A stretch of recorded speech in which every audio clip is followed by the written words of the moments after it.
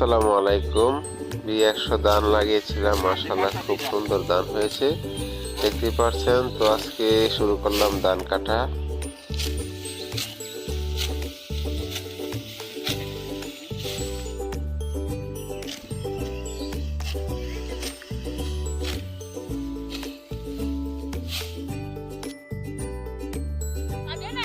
দিনের অবস্থা ভালো না, আকাশে খুব মেঘ, আজকে বৃষ্টি হবে।